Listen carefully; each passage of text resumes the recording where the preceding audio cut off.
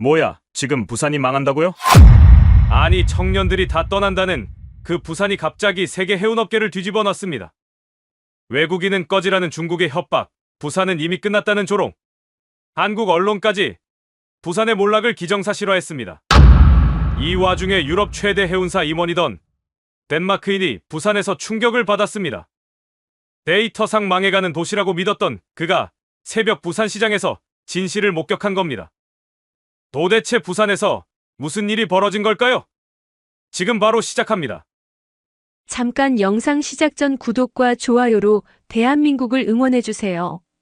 안녕하세요. 저는 덴마크 코펜하겐에서 북극 항로 개발 책임자로 일하고 있는 마르코 안데르센입니다. 한국과의 인연은 이번이 처음이었는데 부산이 제 인생을 완전히 바꿔놓을 줄은 꿈에도 몰랐죠. 2025년 2월 김해공항에 도착했을 때 첫인상은 솔직히 실망스러웠습니다. 유럽 본사에서 아시아 북극항로 거점 후보지를 조사하라는 임무를 받고 왔는데 공항에서부터 뭔가 활기가 없어 보였죠. 싱가포르나 상하이의 번쩍이는 공항들과는 확실히 달랐습니다. 택시를 타고 부산항으로 가는 동안 기사님이 한숨을 쉬며 말씀하셨습니다. 요즘 젊은 사람들이 다 서울로 떠난다고 일자리가 없어서 어쩔 수 없다고 하셨죠. 창밖으로 보이는 풍경도 제 선입견을 더 굳혔습니다. 오래된 아파트들, 좁은 골목길, 그리고 무엇보다 거리의 젊은이들이 별로 보이지 않았죠. 부산항 국제 여객 터미널에 도착했을 때의 충격은 더 컸습니다. 시설이 너무 낙후되어 있었죠. 북극의 극한 환경을 견뎌낼 최첨단 선박들을 위한 인프라로는 턱없이 부족해 보였습니다. 회의실에서 만난 부산항만공사 직원들의 프레젠테이션도 별로였죠. 열정은 있었지만 구체성이 부족했습니다. 저는 이미 마음속으로 결론을 내렸습니다. 부산은 적합하지 않다고. 데이터가 그것을 증명하고 있었죠. 항만 처리 능력은 상하이의 3분의 1 배후 인프라는 싱가포르에 한참 못 미쳤습니다. 게다가 인구 유출까지 심각하다니 미래가 없는 도시로 보였습니다. 저녁에 숙소인 해운대 호텔로 돌아왔을 때 피로감이 몰려왔습니다.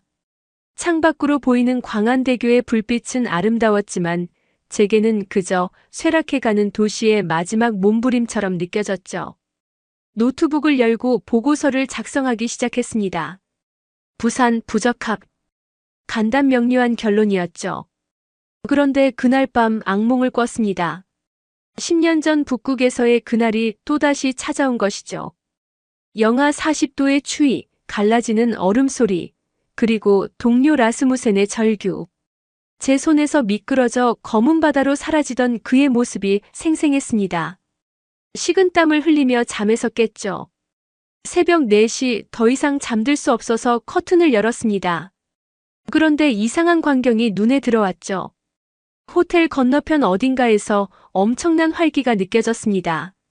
시끄러운 목소리들, 트럭 소리, 그리고 사람들의 웃음소리.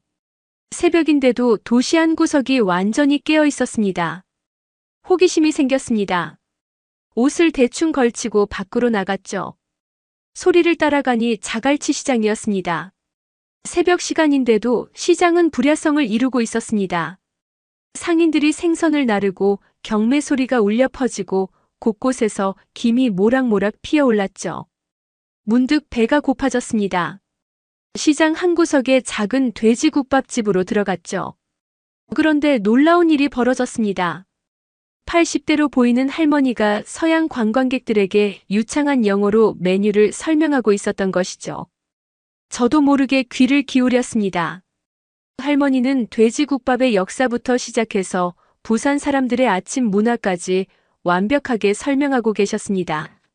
관광객들은 감탄하며 사진을 찍었고 할머니는 포즈까지 취해주셨죠. 제가 영어로 주문하자 할머니는 제가 덴마크에서 왔다는 것까지 알아맞히셨습니다. 북유럽 억양을 구별하신 것이죠. 뜨거운 국밥을 한 숟가락 떠먹는 순간 뭔가 다른 것을 느꼈습니다. 이 맛은 단순한 음식이 아니었죠. 누군가의 삶이 녹아 있었고 도시의 역사가 담겨 있었습니다. 주변을 둘러보니 택시 기사들, 어부들, 상인들, 그리고 놀랍게도 젊은 블로거들까지 한자리에 모여 있었습니다. 한 테이블에서는 부산 청년이 일본 관광객들과 함께 먹고 있었는데 능숙한 일본어로 부산의 숨은 맛집들을 소개하고 있었죠. 다른 쪽에서는 중국인 유학생들이 라이브 방송을 하며 시청자들과 소통하고 있었습니다. 새벽 시장이 글로벌 소통의 장이 되어 있었던 것이죠. 가게를 나와 시장을 더 둘러봤습니다. 한 청년이 온라인으로 활어를 판매하고 있었는데 실시간으로 주문이 쏟아지는 것을 봤죠. 그는 방수 휴대폰으로 물속의 생선을 직접 보여주며 판매하고 있었습니다. 전통과 기술이 절묘하게 만나는 순간이었죠. 호텔로 돌아오는 길에 생각했습니다. 어쩌면 제가 이 도시를 너무 피상적으로만 봤는지도 모른다고. 데이터와 보고서에는 담기지 않는 무언가가 이곳에는 살아 숨쉬고 있었습니다. 하지만 여전히 의구심은 남아 있었죠. 이것만으로는 부족했습니다. 아침 8시 로비에서 저를 기다리는 청년이 있었습니다. 부산항만공사에서 나온 김혜준이라는 28살 신입사원이었죠. 밝은 미소로 인사하며 오늘 부산의 진짜 모습을 보여드리겠다고 했습니다. 저는 시큰둥했지만 그의 열정만은 인정할 수밖에 없었습니다. 김혜준과 함께 부산항 제2부두로 향했습니다. 그는 운전하면서도 쉬지 않고 부산의 미래에 대해 이야기했죠. 북극 항로가 열리면 부산이 어떻게 변할지, 청년들에게 어떤 기회가 생길지 열정적으로 설명했습니다. 하지만 저는 창밖만 바라봤죠. 낡은 창고들과 녹슨 크레인들이 그의 말과는 너무 대조적이었습니다. 부두에 도착했을 때 예상치 못한 인물이 기다리고 있었습니다. 중국 국영 해운사 대표 왕리웨이였죠. 45세의 그는 완벽한 양복 차림에 자신만만한 표정을 짓고 있었습니다. 제게 다가와 악수를 청하며 말했습니다. 마르코 씨의 명성은 익히 들었다고 함께 아시아의 미래를 만들어 가자고 했죠. 왕리웨이는 부산항을 둘러보며 대놓고 비웃었습니다. 이런 낡은 시설로 북극 항로를 꿈꾸다니 한국인들의 낙관주의가 대단하다고 조롱했죠. 그는 자신이 며칠 전 상하이에서 본 최첨단 자동화 항만 사진을 보여주며 이것이 진짜 미래라고 자랑했습니다. 김혜준의 얼굴이 붉어졌습니다. 그는 부산이 한국 경제의 관문이었고 앞으로도 그럴 것이라고 반박했죠. 하지만 왕리웨이는 코웃음을 쳤습니다. 과거의 영광에 사로잡혀 있다고, 이미 게임은 끝났다고 말했죠. 그는 중국이 이미 부산항 주요 시설 인수를 검토 중이라고 폭탄 선언을 했습니다. 회의실로 돌아와 부산항만공사 직원들과 긴급 미팅을 가졌습니다. 분위기는 침울했죠. 왕리웨이의 말이 사실이라면 부산의 북극 항로 계획은 시작도 하기 전에 끝날 판이었습니다. 한 중년 직원이 한숨을 쉬며 말했습니다. 우리가 중국과 어떻게 경쟁하겠냐고 말이죠. 저는 직설적으로 물었습니다. 부산이 상하이, 싱가포르와 경쟁할 수 있는 차별화 포인트가 무엇이냐고. 침묵이 흘렀습니다. 그때 김혜준이 벌떡 일어났죠. 그는 열정적으로 말했습니다. 부산에는 세계 최고의 조선 기술이 있다고, 거제와 울산의 조선소들이 바로 옆에 있다고 주장했습니다. 하지만 저는 고개를 저었습니다. 조선 기술만으로는 부족하다고, 북극 항로에는 종합적인 물류 시스템과 금융 지원, 그리고 무엇보다 국제적 네트워크가 필요하다고 지적했죠. 김혜준은 말문이 막혔고 다른 직원들도 고개를 숙였습니다. 점심시간 김혜준이 저를 데리고 간 곳은 부산역 근처의 작은 밀면집이었습니다. 그는 어색한 침묵을 깨며 말했죠. 어릴 때부터 아버지와 함께 왔던 곳이라고, 아버지도 부산항에서 일하셨다고. 시원한 밀면을 먹으며 그는 자신의 이야기를 들려줬습니다. 서울대를 졸업하고 대기업 입사 제의도 여러 개 받았지만 부산으로 돌아왔다고 했죠. 친구들은 모두 미쳤다고 했지만 그는 부산의 미래를 믿는다고 했습니다. 부모님이 평생 일한 이 도시를 젊은 세대가 포기하면 안 된다고, 그래서 돌아왔다고 말했습니다. 오후에 부산시청을 방문했습니다. 박소라 시장을 만나기 위해서였죠. 62세의 그녀는 카리스마가 넘치는 인물이었습니다. 회의실에 들어서자마자 단도직입적으로 물었습니다. 마르코 씨는 부산을 어떻게 보는지 솔직한 평가를 듣고 싶다고 했죠. 저는 숨기지 않고 말했습니다. 인프라는 낙후되었고 인재는 유출되고 있으며 중국의 위협은 현실적이라고. 박 시장은 제 말을 끝까지 들었습니다. 그리고는 말했죠. 그 모든 것이 사실이라고. 하지만 부산에는 다른 도시가 갖지 못한 것이 있다고 했습니다. 그녀는 창밖을 가리켰습니다. 저 바다가 보이냐고. 부산 사람들은 1000년 넘게 저 바다와 함께 살아왔다고. 임진왜란 때도 한국 전쟁 때도 이 도시는 무너지지 않았다고. 위기 때마다 더 강해졌다고 말했죠. 지금의 위기도 기회로 만들 것이라고 확신했습니다. 하지만 구체적인 재원 조달 계획을 물었을 때 그녀도 명확한 답을 주지 못했습니다. 중앙정부 지원을 기대하고 있지만 확실하지 않다고, 민간 투자를 유치하려 하지만 쉽지 않다고 인정했죠. 현실의 벽은 너무 높아 보였습니다. 회의를 마치고 나오는데 시청 광장에서 시위가 벌어지고 있었습니다. 청년들이 일자리를 요구하는 시위였죠. 부산에서 살고 싶습니다. 우리도 고향에서 일하고 싶습니다. 라는 플래카드가 가슴을 찔렀습니다. 김혜준의 표정이 어두워졌습니다. 그 중에는 그의 대학 동기들도 있었죠. 저녁 해운대 호텔바에서 혼자 위스키를 마시고 있었습니다. 오늘 하루 본 것들을 정리하려 했지만 쉽지 않았죠. 그때 왕리웨이가 다가왔습니다. 그는 제 옆에 앉으며 말했습니다. 현실을 직시하라고. 감상주의는 비즈니스의 독이라고 했죠. 그는 구체적인 제안을 했습니다.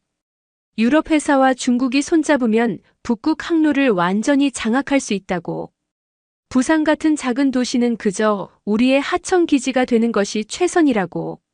수익의 30%를 보장하겠다고, 개인적으로도 특별 보너스를 주겠다고 유혹했습니다. 비즈니스적으로는 매력적인 제안이었습니다. 중국의 자본력과 시장, 그리고 정치적 영향력을 무시할 수 없었죠. 하지만 왜인지 마음이 불편했습니다. 오늘 만난 김혜준의 간절한 눈빛, 박소라, 시장의 신념, 그리고 광장에서 시위하던 청년들의 목소리가 계속 맴돌았습니다. 밤늦게 해운대 해변을 걸었습니다. 차가운 바람이 불었지만 파도 소리는 이상하게 마음을 편안하게 했죠. 문득 라스무센이 생각났습니다. 그가 살아있었다면 뭐라고 했을까? 아마 이렇게 말했을 겁니다. 마르코, 숫자만 보지 말고 사람을 바라고. 호텔로 돌아와 보고서를 다시 펼쳤습니다. 부산 부적합. 하지만 뭔가 더 써야 할 것 같았습니다. 이 도시에는 데이터로 설명할 수 없는 무언가가 있었죠. 아직 그것이 무엇인지는 모르겠지만 하루 이틀 더 있어 보기로 했습니다. 내일 일정을 취소하고 말이죠. 다음 날 새벽 저는 일부러 알람을 맞춰 다시 자갈치 시장으로 향했습니다. 어제 그 돼지국밥집을 찾아갔죠. 할머니는 저를 알아보시고는 반갑게 맞아주셨습니다. 이번엔 제가 먼저 영어로 말을 걸었고 우리는 자연스럽게 대화를 시작했습니다. 할머니의 이름은 김순자 씨였습니다. 83세의 그녀는 이 가게를 30년째 운영하고 계셨죠. 10년 전부터 외국인 관광객이 늘어나기 시작했고 손님들과 소통하고 싶어서 유튜브로 영어를 독학했다고 하셨습니다. 매일 새벽 2시에 일어나 영어 뉴스를 들으며 공부한다고 했죠. 국밥을 먹으며 주변을 둘러보니 새벽 5시인데도 가게는 거의 만석이었습니다. 그런데 놀라운 것은 젊은 관광객들이 꽤 많다는 점이었죠. 일본에서 온 블로거, 태국의 유튜버, 대만의 사진작가까지. 그들은 모두 부산의 새벽 시장 문화를 콘텐츠로 만들고 있었습니다. 옆 테이블에 태국 청년과 이야기를 나눴습니다. 그는 구독자 150만 명의 여행 유튜버였죠. 부산의 매력이 뭐냐고 묻자 그는 진정성이라고 답했습니다. 서울은 너무 세련되었지만 부산은 날 것 그대로의 한국을 볼 수 있다고. 특히 이런 새벽 시장의 활력은 세계 어디서도 볼 수 없다고 극찬했습니다. 시장을 나와 김혜준을 만났습니다. 그는 오늘 특별한 곳들을 보여주겠다고 했죠. 첫 번째로 간 곳은 점포동 카페거리였습니다. 불과 5년 전까지만 해도 쇠락한 공구상가였던 이곳이 지금은 부산의 핫플레이스가 되었다고 설명했습니다. 좁은 골목마다 개성 있는 카페와 공방들이 들어서 있었습니다. 한 카페에 들어가 커피를 마시며 주인과 이야기를 나눴죠. 30대 중반의 그는 서울에서 네이버 개발자로 일하다가 2년 전 부산으로 내려왔다고 했습니다. 왜 왔냐고 묻자 그는 웃으며 답했습니다. 서울에서는 그저 부품 같았지만 부산에서는 제가 주인공이 될 수 있었다고. 임대료도 서울의 4분의 1이고 무엇보다 바다가 있어서 마음이 편하다고. 그는 낮에는 카페를 운영하고 저녁에는 온라인으로 개발 일을 한다고 했죠. 부산이 준 새로운 라이프 스타일이라고 말했습니다. 다음으로 간 곳은 부산대학교 옆 스타트업 단지였습니다. 작은 건물들이지만 활기가 넘쳤죠. 해양 바이오, 스마트 물류, 친환경 선박 기술 등 바다와 관련된 스타트업들이 모여 있었습니다. 한 스타트업 대표를 만났는데 그녀 역시 특별한 이력의 소유자였습니다. 미국 MIT에서 해양공학 박사를 마치고 실리콘밸리에서 일하다가 부산으로 돌아왔다고 했죠. 부산만큼 해양 기술을 실험하기 좋은 곳이 없다고, 바다가 바로 옆에 있고 조선소도 가까이 있어서 아이디어를 즉시 실현할 수 있다고 설명했습니다. 실제로 그녀의 회사는 작년에 유럽 투자를 받았다고 자랑했죠. 점심은 해운대에서 먹었습니다. 겨울인데도 해변에는 사람들이 많았죠. 서핑을 즐기는 청년들, 요가를 하는 사람들, 그리고 해변을 따라 조깅하는 시민들. 김혜준은 부산 사람들에게 바다는 그저 풍경이 아니라 삶의 일부라고 말했습니다. 식사 후 감천문화마을을 방문했습니다. 가파른 산비탈에 알록달록한 집들이 다닥다닥 붙어있는 이곳은 한때 부산의 대표적인 빈민촌이었죠. 하지만 지금은 연간 200만 명이 찾는 관광명소가 되었습니다. 주민들과 예술가들이 함께 만든 변화였죠. 마을 꼭대기 전망대에서 만난 할아버지가 인상적이었습니다. 75세의 그는 이곳에서 60년을 살았다고 했죠. 예전에는 부끄러운 동네였는데 지금은 자랑스럽다고 손자들이 여기 데려오고 싶어 한다고 웃으셨습니다. 변화는 가능하다는 것을 이 마을이 증명했다고 말씀하셨죠. 오후에는 부산해양대학교를 방문했습니다. 북극항로 연구센터를 둘러보기 위해서였죠. 센터장인 정 교수는 열정적으로 연구 성과를 설명했습니다. 놀랍게도 부산은 이미 5년 전부터 북극 항로를 연구하고 있었고 상당한 성과를 축적하고 있었습니다. 특히 인상적인 것은 친환경 쇄빙선 기술이었습니다. 기존 쇄빙선이 디젤 엔진으로 엄청난 오염을 일으키는 것과 달리 부산에서 개발 중인 기술은 수소 연료 전지와 전기 추진을 결합한 것이었죠. 아직 프로토타입이지만 성공하면 북극 항로의 패러다임을 바꿀 수 있다고 정 교수는 확신했습니다. 연구원들과의 대화도 흥미로웠습니다. 그들 중에는 어부 출신도 있었고 해군 출신도 있었죠. 한 연구원은 아버지가 원양어선 선장이었는데 아버지의 경험담이 연구에 큰 도움이 된다고 했습니다. 이론과 현장 경험이 만나는 곳, 그것이 부산의 강점이었습니다. 저녁 무렵 태종대로 향했습니다. 절벽 위에 서서 망망대해를 바라보니 문득 깨달음이 왔습니다. 부산은 단순한 항구 도시가 아니었죠. 이곳은 바다와 함께 숨쉬는 도시였고 변화를 두려워하지 않는 도시였습니다. 빈민촌을 예술마을로 공구상가를 문화거리로 바꾼 것처럼 말이죠. 김혜준이 조용히 말했습니다. 여기서 어릴 때 아버지와 자주 왔다고, 아버지는 항상 말씀하셨다고. 부산은 파도처럼 넘어져도 다시 일어나는 도시라고. 한국 전쟁 때 임시수도가 되어 나라를 지켰듯이 이번에도 부산이 한국의 미래를 열 거라고 믿는다고 했죠. 밤이 되어 호텔로 돌아오는 길, 광안대교가 형형색색으로 빛나고 있었습니다. 어제는 쇠락하는 도시의 마지막 불꽃처럼 보였는데 오늘은 달랐습니다. 미래를 향해 뻗어나가는 무지개 다리처럼 보였죠. 저는 보고서를 완전히 새로 쓰기 시작했습니다. 부산은 데이터로는 설명할 수 없는 도시였습니다. 위기를 기회로 바꾸는 회복력, 바다와 함께 살아온 사람들의 지혜, 그리고 미래를 포기하지 않는 청년들의 열정.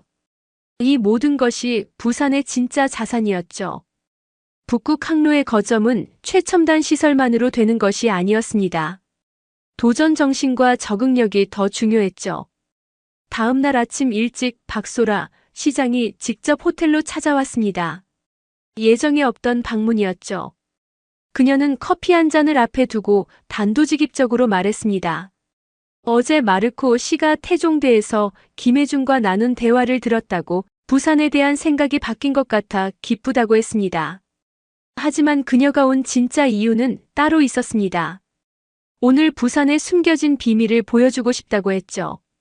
정부와 대기업들도 모르는 부산만의 프로젝트를 진행 중이라고 귀띔했습니다. 저는 호기심이 생겼고 그녀의 제안을 받아들였습니다. 시장 차량을 타고 도착한 곳은 영도의 한 조선소였습니다. 겉보기에는 평범한 중소 조선소였지만 안으로 들어가니 전혀 다른 세계가 펼쳐졌죠. 거대한 지하시설에서는 최첨단 연구가 진행되고 있었습니다. 부산시가 지역 기업들과 함께 극비리에 추진 중인 프로젝트였죠. 프로젝트명은 북극 등대였습니다. 단순히 쇄빙선을 만드는 것이 아니라 북극 항로의 새로운 패러다임을 만드는 것이 목표였죠. 친환경 추진 시스템은 기본이고 인공지능 기반 자율항행, 실시간 해빙 분석, 그리고 해양 생태계 보호 시스템까지 통합된 혁신적인 개념이었습니다. 더 놀라운 것은 참여 인력이었습니다. 부산 출신으로 해외에서 활동하던 최고의 인재들이 속속 합류하고 있었죠. NASA에서 일하던 항공우주공학자, 구글 딥마인드의 AI 전문가, 노르웨이 극지연구소의 해양학자까지. 그들은 모두 고향 부산을 위해 돌아온 사람들이었습니다. 프로젝트 총책임자인 이 박사를 만났습니다. 50대 초반의 그녀는 MIT 교수직을 그만두고 부산으로 돌아왔다고 했죠. 왜냐고 묻자 그녀는 미소를 지으며 답했습니다. 부산만큼 도전적인 프로젝트를 할 수 있는 곳이 없다고, 여기서는 불가능을 가능으로 만드는 DNA가 있다고 말이죠. 점심은 프로젝트 팀원들과 함께 조선소 구내식당에서 먹었습니다. 소박한 백반이었지만 대화는 그 어느 미슐랭 레스토랑보다 풍성했죠. 그들은 각자의 전문 분야에서 어떻게 북극 프로젝트에 기여할 수 있는지 열정적으로 토론했습니다. 경계가 없는 협업이 인상적이었습니다. 오후에는 부산 테크노파크를 방문했습니다. 여기서는 북극 항로와 연계된 다양한 기술들이 개발되고 있었죠. 극저온 배터리, 빙하 예측 알고리즘, 비상시 구조 드론 등. 각각은 작은 기술이지만 모이면 큰 그림을 완성할 퍼즐 조각들이었습니다. 특히 인상 깊었던 것은 부산대 학생들의 프로젝트였습니다. 그들은 북극 야생동물의 이동 경로를 실시간으로 파악해 선박 항로를 조정하는 시스템을 개발 중이었죠. 기술과 환경보호를 결합한 창의적인 접근이었습니다. 지도교수는 이런 아이디어가 부산의 미래라고 자부했습니다. 저녁 무렵 박 시장은 저를 해운대의 한 호텔 최상층으로 안내했습니다. 그곳에서는 부산의 주요 기업인들이 모여 있었죠. 조선, 해운, 물류, IT 등 다양한 분야의 대표들이었습니다. 그들은 모두 북극 등대 프로젝트의 후원자들이었습니다. 한 중견 해운사 대표가 말했습니다. 우리 아버지 세대가 맨손으로 부산항을 만들었다면 우리 세대는 미래를 만들어야 한다고. 각자의 이익만 추구하다가는 모두 망한다고, 그래서 힘을 합쳤다고 했죠. 경쟁사였던 기업들이 하나의 목표를 위해 협력하는 모습이 인상적이었습니다. 회의가 끝날 무렵 박 시장이 제게 제안했습니다. 부산시와 저희 유럽 회사가 전략적 파트너십을 맺자고 했죠. 단순한 투자나 계약이 아닌 미래를 함께 설계하는 동반자가 되자고. 기술과 경험을 공유하고 함께 성장하는 진정한 동맹을 원한다고 했습니다. 저는 신중하게 답했습니다. 매력적인 제안이지만 본사와 논의가 필요하다고. 하지만 개인적으로는 이미 마음이 기울고 있었죠. 부산이 보여준 것은 단순한 기술이나 인프라가 아니었습니다. 위기를 기회로 바꾸는 의지, 함께 미래를 만들어가는 연대였죠. 밤늦게 왕리웨이로부터 전화가 왔습니다. 그는 오늘 제가 어디에 있었는지 다 안다고 부산의 작은 프로젝트에 현혹되지 말라고 경고했죠. 중국은 이미 러시아와 북극 항로 독점 협정을 준비 중이라고, 부산은 곧 무의미해질 거라고 위협했습니다. 하지만 이번엔 제가 달랐습니다. 저는 왕리웨이에게 말했죠. 미래는 독점이 아닌 협력에서 온다고, 부산이 보여준 것이 바로 그것이라고. 그는 제 변화를 감지하고는 화를 내며 전화를 끊었습니다. 아마 그도 부산의 잠재력을 무시할 수 없다는 것을 알았을 겁니다. 새벽까지 잠이 오지 않았습니다. 호텔 창밖으로 보이는 부산의 불빛들이 마치 별처럼 반짝였죠. 각각의 불빛 뒤에는 꿈을 포기하지 않는 사람들이 있었습니다. 돌아온 인재들, 믿음을 잃지 않은 기업인들, 그리고 미래를 준비하는 젊은이들. 저는 노트북을 열고 본사에 보낼 보고서를 다시 작성하기 시작했습니다. 이번엔 다른 관점에서 썼죠. 부산은 단순한 항구가 아니라 혁신의 실험장이라고. 여기서는 불가능이 가능이 되고 경쟁자가 동반자가 된다고. 북극 항로의 미래는 바로 이런 정신에서 시작된다고 적었습니다. 일주일 후 상황이 급변했습니다. 러시아에서 유리 코발레프 선장이 부산을 방문했죠. 50세의 그는 북극해를 30년간 항해한 전설적인 쇠빙선 선장이었습니다. 부산시는 그가 북극 등대 프로젝트에 자문을 해줄 것으로 기대했지만 현실은 달랐습니다. 부산항 회의실에서 유리 선장은 충격적인 발표를 했습니다. 러시아 정부가 중국과 북극 항로 독점 운영권 협정을 체결할 예정이라고 밝혔죠. 앞으로 북극해를 통과하려면 러중 컨소시엄의 허가를 받아야 하고 통행료도 그들이 결정한다는 내용이었습니다. 더 충격적인 것은 다음이었습니다. 왕리웨이가 회의실에 들어왔고 그의 손에는 서류 뭉치가 들려 있었죠. 부산항 제3, 제4 터미널의 매각 계약서였습니다. 이미 몇몇 한국 투자자들이 중국 자본의 지분을 넘기기로 했다는 것이었습니다. 박소라 시장의 얼굴이 창백해졌습니다. 그 터미널들은 부산항의 핵심 시설이었죠. 김혜주는 참지 못하고 소리쳤습니다. 이것은 매국 행위라고, 부산의 미래를 팔아넘기는 것이라고. 하지만 왕리웨이는 비웃었습니다. 감정적인 한국인들이라고 조롱했죠. 설상가상으로 그날 저녁 뉴스는 부산에 또 다른 충격을 안겼습니다. 지난해 부산을 떠난 청년이 2만 3천 명으로 역대 최고치를 기록했다는 보도였죠. 인터뷰에 나온 청년들은 하나같이 말했습니다. 부산에는 미래가 없다고, 기회를 찾아 떠날 수밖에 없다고. 다음 날 부산 대학교에서 학생들과의 간담회가 있었습니다. 분위기는 우울했죠. 한 학생이 물었습니다.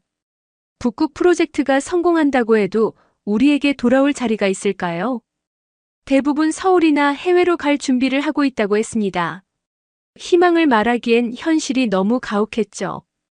그날 밤 유리 선장을 개인적으로 만났습니다. 해운대의 작은 바에서 보드카를 마시며 그는 속내를 털어놨죠. 사실 자신도 러시아 정부의 결정에 동의하지 않는다고, 북극은 특정 국가의 소유물이 아니라고. 하지만 거부하면 선장 자격을 박탈당할 거라고 한숨을 쉬었습니다. 부산시청 긴급대책회의가 소집되었습니다. 분위기는 패닉에 가까웠죠. 한 시의원은 현실을 인정하고 중국과 협력하는 것이 낫다고 주장했습니다. 다른 의원은 중앙정부에 도움을 요청해야 한다고 했죠. 하지만 모두가 알고 있었습니다. 중앙정부는 부산보다 수도권에 관심이 있다는 것을. 김혜주는 밤새 대안을 찾았습니다. 부산의 중소해운사들을 연합해서 대응하자고, 시민 펀드를 조성해서 터미널을 지키자고 제안했죠. 하지만 현실적으로 중국 자본과 맞서기에는 역부족이었습니다. 그의 눈에는 처음으로 절망이 보였습니다. 그때 또 다른 악재가 터졌습니다. 북극 등대 프로젝트의 핵심 연구원 3명이 중국 기업으로 스카우트 되었다는 소식이었죠. 연봉을 3배로 올려준다는 제안을 거절할 수 없었다고 했습니다. 프로젝트의 기술 정보도 일부 유출된 것으로 보였습니다. 유럽 본사에서도 우려의 목소리가 커졌습니다. 부산이 중국의 영향권에 들어가면 투자 가치가 없다고 일본이나 싱가포르로 방향을 틀어야 한다는 의견이 나왔죠. 저는 시간을 달라고 했지만 이사회는 일주일 안에 결정하라고 압박했습니다. 어느 날 새벽 다시 자갈치 시장을 찾았습니다. 돼지국밥집 김순자 할머니의 표정도 어두웠죠.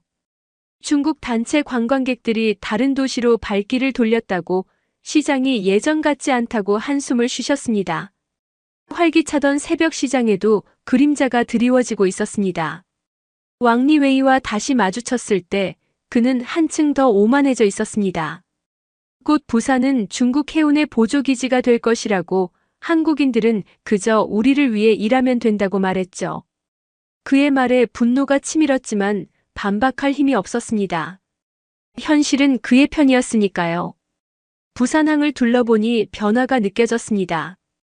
중국 선박들이 눈에 띄게 늘어났고 중국어 간판들이 하나둘 생겨났죠.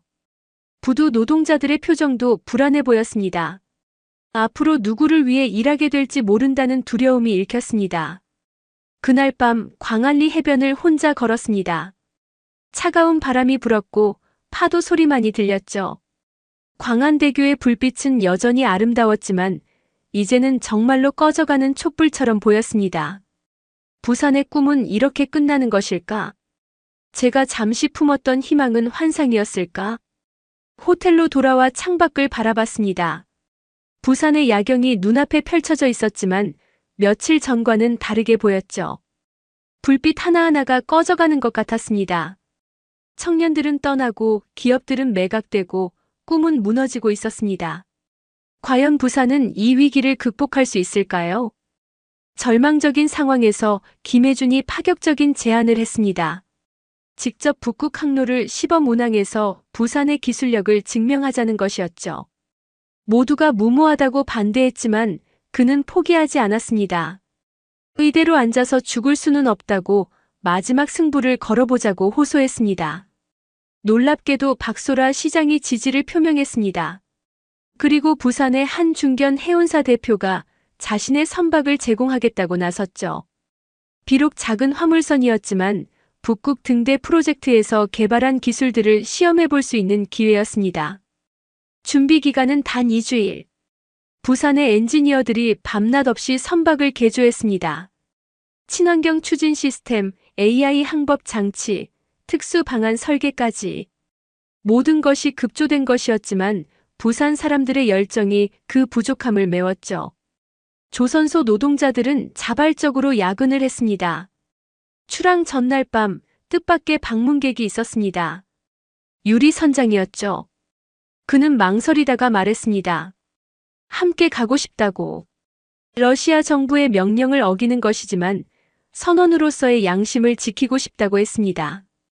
북극을 아는 그의 경험이 절실했기에 우리는 감사히 받아들였습니다. 2025년 3월 15일 새벽 5시 우리는 부산항을 출발했습니다. 작은 화물선 부산 희망호에는 저와 김혜준, 유리 선장, 그리고 6명의 젊은 선원들이 탔죠. 부두에는 가족들과 동료들이 나와 손을 흔들었습니다. 모두가 알고 있었죠. 이 항해에 부산의 운명이 걸려 있다는 것을. 동해를 지나 오호츠크해로 향하는 동안 선박의 성능은 기대 이상이었습니다. 친환경 엔진은 기존 선박의 절반도 안 되는 연료로 운항이 가능했고 소음과 진동도 획기적으로 줄었죠. 젊은 엔지니어가 자랑스럽게 말했습니다. 이것이 부산의 기술이라고. 베링 해협을 통과하며 진짜 시험이 시작되었습니다. 영하 30도의 추위와 거친 파도. 하지만 특수 설계된 선체는 견고했고 AI 시스템은 최적의 항로를 실시간으로 계산했죠. 유리 선장도 감탄했습니다. 30년 경험상 이런 효율적인 항해는 처음이라고. 북극해 진입 3일째, 거대한 유빙지대를 만났습니다. 일반 화물선으로는 통과가 불가능한 상황이었죠. 하지만 부산에서 개발한 특수 추진 시스템이 빛을 발했습니다. 선체 주변에 물을 데워 얼음을 녹이면서 천천히 전진할 수 있었습니다. 그때 위기가 찾아왔습니다. 갑자기 몰아친 북극 폭풍으로 파도가 15m까지 치솟았죠. 배는 마치 나뭇잎처럼 흔들렸습니다. 그 순간 저는 10년 전의 악몽을 떠올렸습니다. 라스무센을 잃었던 그날처럼 모든 것을 잃을 수도 있다는 공포가 엄습했죠. 갑판에서 안테나를 고정하던 김혜준이 거대한 파도에 휩쓸릴 위기에 처했습니다. 순간 몸이 얼어붙었지만 이번엔 달랐습니다. 저는 망설임 없이 안전줄을 잡고 뛰어들었죠. 차가운 물보라를 맞으며 간신히 그의 팔을 붙잡았고 유리 선장과 선원들이 우리를 끌어올렸습니다. 폭풍이 지나간 후 더 큰 난관이 기다리고 있었습니다. 항로를 완전히 가로막은 거대한 빙산이었죠. 우회하려면 연료가 부족했고 그대로 가면 위험했습니다. 모두가 절망적인 표정을 지었지만 김혜준은 포기하지 않았습니다. 부산의 기술을 믿자고 했죠. AI 시스템이 빙산을 정밀 분석했고 가장 약한 지점을 찾아냈습니다. 특수 설계된 선수가 정확히 그 지점을 타격했고 믿기 힘든 일이 벌어졌죠. 거대한 빙산이 갈라지기 시작한 것입니다. 좁은 틈이 생겼고 우리는 조심스럽게 통과할 수 있었습니다. 항해 열흘째 되는 날 또 다른 기적을 목격했습니다. 북극곰 가족이 우리 배 근처로 다가왔는데 전혀 경계하지 않았죠. 일반 선박의 소음에는 도망가는 그들이 우리 배에는 호기심을 보였습니다. 유리 선장은 눈물을 글썽였습니다. 이것이 진정한 친환경 항해라고. 그날 밤 하늘을 가득 메운 오로라를 보았습니다. 초록과 보라색 빛의 향연이 춤을 추듯 펼쳐졌죠. 갑판에 모인 우리는 말을 잃었습니다. 김혜준이 조용히 말했습니다. 이 아름다운 자연을 지키면서도 인류의 미래를 여는 것, 그것이 부산이 추구하는 길이라고. 북극점 인근을 통과하며 마지막 시험이 왔습니다. 예상치 못한 해빙으로 좁은 수로에 갇힌 것이죠. 앞뒤로 얼음이 빠르게 닫히고 있었습니다. 과거의 저라면 공황에 빠졌을 겁니다. 하지만 이제는 달랐습니다. 우리에게는 팀이 있었고 기술이 있었죠. 유리 선장의 경험, 김혜준의 열정, 젊은 선원들의 기술, 그리고 부산의 혁신이 하나로 합쳐졌습니다. 특수 추진 시스템을 최대 출력으로 가동하고 AI가 계산한 정확한 각도로 얼음을 깨뜨리며 전진했죠. 마침내 얼음 감옥을 탈출하는 순간 모두가 환호성을 질렀습니다. 그린란드 해역에 진입했을 때 믿기 힘든 기록이 나왔습니다. 일반 화물선으로 북극 항로를 통과한 최단 시간이었죠. 그것도 기존 기록보다 사흘이나 단축하고 연료는 절반만 사용했습니다. 이 소식은 위성통신을 통해 즉시 전 세계로 전파되었습니다. 북극 항로 성공 소식이 전해지자 국제해운업계가 발칵 뒤집혔습니다. 작은 화물선이 이룬 기록은 모두의 예상을 뛰어넘었죠. 특히 친환경적으로 운항하면서도 시간을 단축했다는 점이 큰 주목을 받았습니다. 하지만 제게는 더 큰 폭풍이 기다리고 있었습니다. 대서양을 건너 유럽으로 향하는 동안 본사에서 긴급 화상회의 요청이 왔습니다. 위성통신으로 연결된 화면에는 회장을 비롯한 모든 임원진이 나타났죠. 그들의 표정은 복잡했습니다. 성공을 축하하면서도 뭔가 다른 계산을 하고 있는 것 같았습니다. 회장이 직접 말을 꺼냈습니다. 마르코, 자네가 이룬 성과는 놀랍네. 하지만 현실을 직시해야 해. 중국 정부에서 우리 회사에 최후 통첩을 보내왔어. 부산과의 협력을 중단하지 않으면 중국 시장에서 완전히 퇴출시키겠다고 말이야. 재무이사가 숫자를 들이댔습니다. 중국 시장은 우리 매출의 43%를 차지합니다. 반면 부산 프로젝트의 예상 수익은 기껏해야 5%. 어느 쪽을 선택해야 하는지는 명백하지 않습니까? 감정이 아닌 이성으로 판단해야 합니다. 저는 반박했습니다. 북극 항로의 미래는 숫자로만 계산할 수 없다고. 부산이 보여준 혁신과 도전 정신이야말로 우리가 추구해야 할 가치라고. 하지만 그들은 듣지 않았죠. 영업이사는 냉소적으로 말했습니다. 이상주의로는 회사를 운영할 수 없다고. 회장의 최종 통보는 단호했습니다. 일주일 안에 부산 프로젝트를 정리하고 중국과의 협상을 시작하라. 이것은 명령이다. 거부하면 자네의 자리도 보장할 수 없네. 화면이 꺼지고 나는 홀로 남겨졌습니다. 북극의 차가운 바람이 더욱 매섭게 느껴졌죠. 런던에 도착한 후 저는 깊은 고민에 빠졌습니다. 35년간 쌓아온 커리어가 걸린 문제였죠. 이성적으로 생각하면 본사의 결정이 맞았습니다. 하지만 북극에서 김혜준과 함께 위기를 극복하며 느꼈던 그 감정, 부산 사람들이 보여준 열정을 배신할 수는 없었습니다. 김혜준에게서 메시지가 왔습니다. 마르코님, 어떤 결정을 하시든 이해합니다. 우리는 이미 충분히 많은 것을 얻었어요. 희망을 볼 수 있었고 불가능이 가능하다는 것을 증명했으니까요. 부산은 계속 나아갈 겁니다. 그의 메시지를 읽으며 눈물이 났습니다. 박소라 시장과도 통화를 했습니다. 그녀는 담담했죠. 우리도 압력을 받고 있다고, 중앙정부에서도 중국과의 관계를 고려하라고 압박한다고. 하지만 포기하지 않을 거라고, 부산의 저력을 믿는다고 말했습니다. 그녀의 목소리에서 외로운 싸움을 하는 지도자의 무게가 느껴졌습니다. 유리 선장에게서도 연락이 왔습니다. 그는 이미 러시아로 돌아가지 않기로 결정했다고 했죠. 부산에서 본 미래가 진짜라고, 그것을 위해 싸울 가치가 있다고. 선장 자격증을 박탈당하더라도 후회하지 않는다고 말했습니다. 그의 결단이 저를 더욱 부끄럽게 만들었습니다. 사흘 동안 저는 런던 사무실에 출근하지 않았습니다.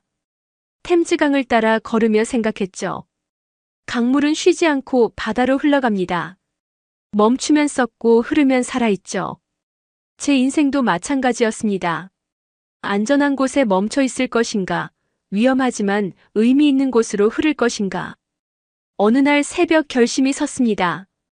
노트북을 열고 2통의 이메일을 작성했죠. 하나는 본사에 보내는 사직서였습니다. 저는 숫자가 아닌 가치를 선택합니다. 부산과 함께하겠습니다. 짧지만 제 모든 것을 담은 문장이었죠. 다른 하나는 부산시에 보내는 제안서였습니다. 제 모든 경험과 네트워크를 부산을 위해 쓰겠다고. 연봉은 필요 없으니 함께 미래를 만들어 가자고. 부산의 북극 항로 전문 스타트업을 만들어 청년들과 함께 새로운 도전을 하고 싶다고 썼습니다. 송신 버튼을 누르는 순간 이상하게도 홀가분했습니다. 35년의 안정적인 삶이 끝났지만 새로운 시작이 기다리고 있었죠. 창밖으로 런던의 아침 해가 떠오르고 있었습니다. 붉은 태양이 새로운 하루를 알렸죠. 본사의 반응은 즉각적이었습니다. 회장이 직접 전화를 걸어왔죠. 다시 생각해보라고, 감정적인 결정을 후회할 거라고. 하지만 저는 단호했습니다. 이것은 감정이 아니라 신념의 문제라고. 진정한 미래는 독점이 아닌 공존에서 온다고 말했습니다. 왕리웨이에게서도 연락이 왔습니다. 조롱 섞인 목소리로 말했죠.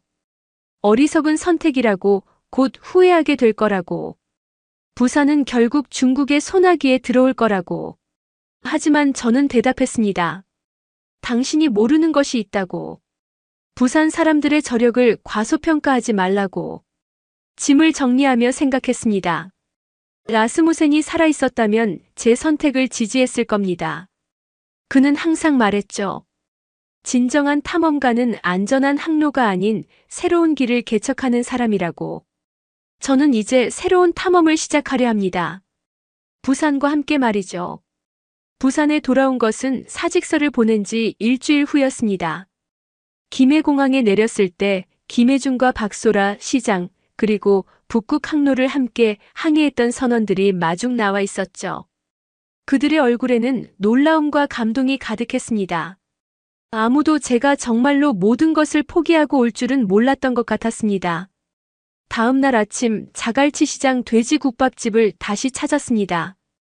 김순자 할머니는 제 이야기를 이미 들으셨는지 뜨거운 국밥 한 그릇을 내어주시며 말씀하셨죠. 이제 진짜 부산 사람이 되셨네요. 부산은 오는 사람은 막지 않고 가는 사람은 잡지 않지만 진심으로 함께하려는 사람은 가족으로 받아들인답니다. 일주일 만에 놀라운 일들이 벌어졌습니다. 제 이야기가 언론에 알려지자 부산을 떠났던 청년들이 연락을 해오기 시작했죠. 실리콘밸리에서 일하던 개발자, 런던의 금융 전문가, 도쿄의 엔지니어들이 부산으로 돌아오고 싶다고 했습니다. 외국인도 부산을 선택했는데 우리가 왜 떠나 있어야 하냐고 물었죠. 영도에 작은 창고를 개조해 사무실을 만들었습니다. 부산 북극등대라는 이름의 스타트업이었죠. 자본금은 많지 않았지만 열정은 넘쳤습니다. 첫 직원은 당연히 김혜준이었고 곧 15명의 젊은이들이 합류했습니다. 절반은 해외에서 돌아온 부산 청년들이었죠. 첫 프로젝트는 예상외의 곳에서 왔습니다. 노르웨이의 중견 해운사가 우리의 북극 항로 성공 스토리를 듣고 파트너십을 제안한 것이죠. 그들은 부산의 친환경 기술과 노르웨이의 극지 경험을 결합하자고 했습니다. 첫 계약금이 입금되던 날 사무실은 환호성과 눈물로 가득했습니다. 유리 선장도 정식으로 합류했습니다. 그는 러시아 국적을 포기하고 한국 영주권을 신청했죠. 부산해양대학교의 객원교수가 되어 젊은 선원들을 가르치기 시작했습니다. 그의 첫 강의 제목은 북극은 정복의 대상이 아니라 공존의 파트너였습니다. 2달 후 더 놀라운 일이 벌어졌습니다. 중국의 왕리웨이가 직접 사무실을 찾아온 것이죠. 하지만 이번엔 오만한 태도가 사라져 있었습니다. 그는 조용히 말했습니다. 당신들이 옳았다고. 중국 정부도 이제 친환경 북극 항로의 중요성을 인식했다고. 경쟁이 아닌 협력을 제안하고 싶다고 했죠. 며칠간의 협상 끝에 역사적인 합의가 이루어졌습니다. 부산을 아시아 북극 항로의 공동 허브로 인정하고 기술 공유와 인재 교류를 하기로 한 것이죠. 독점이 아닌 공존, 경쟁이 아닌 협력의 모델이었습니다. 발표 직후 부산시청 광장은 축제 분위기가 되었습니다. 부산 북극등대는 빠르게 성장했습니다. 6달 만에 직원이 100명을 넘어섰고 대부분이 부산으로 돌아온 청년들이었죠. 우리는 단순히 북극 항로만 연구하는 것이 아니라 지속 가능한 해양 미래를 설계하고 있었습니다. 해양 쓰레기 수거 드론, AI 기반 생태계 모니터링 시스템 등 다양한 프로젝트가 진행되었죠. 1년 후 부산항의 풍경은 완전히 달라져 있었습니다. 중국이 인수하려던 터미널들은 한중일 공동 운영 체제로 전환되었고 북극항로 전문 인프라가 구축되었죠. 무엇보다 젊은이들로 활기가 넘쳤습니다. 카페마다 스타트업 미팅이 열리고 곳곳에서 새로운 아이디어가 샘솟았습니다. 부산시 청년 인구가 3년 만에 처음으로 증가세로 돌아섰다는 뉴스가 나왔습니다. 인터뷰에 나온 한 청년은 말했죠. 이제 부산이 더 기회의 땅이에요. 서울보다 더 국제적이고 더 도전적인 일을 할 수 있어요. 무엇보다 바다가 있잖아요. 어느 날 유럽 본사 회장에게서 편지가 왔습니다. 그는 제 선택이 옳았다고 인정했죠. 회사는 중국 시장에서 어려움을 겪고 있지만 부산이 보여준 협력 모델이 미래라는 것을 깨달았다고. 다시 돌아와 달라는 제안도 있었지만 정중히 거절했습니다. 제자리는 이제 부산이니까요. 2년째 되던 해 부산 북극등대는 나스닥에 상장했습니다. 상장 기념식은 부산항에서 열렸죠. 김순자 할머니도 초대했습니다. 할머니는 제 손을 잡고 말씀하셨습니다. 부산이 또 하나의 기적을 만들었네요. 당신 같은 사람이 있어서 가능했어요. 해운대 해변에서 열린 축하 파티에서 저는 짧은 연설을 했습니다. 부산은 단순한 도시가 아니라 하나의 정신입니다. 위기를 기회로, 경쟁을 협력으로 바꾸는 힘. 그것이 부산의 DNA입니다. 우리는 북극의 등대를 세웠지만 진짜 등대는 바로 부산 그 자체입니다. 전 세계에 희망의 빛을 비추는 등대 말이죠. 밤이 되어 광안대교를 바라봤습니다. 이제 그 불빛은 꺼져가는 촛불이 아니라 세계로 뻗어나가는 빛의 다리로 보였습니다. 부산은 증명했습니다.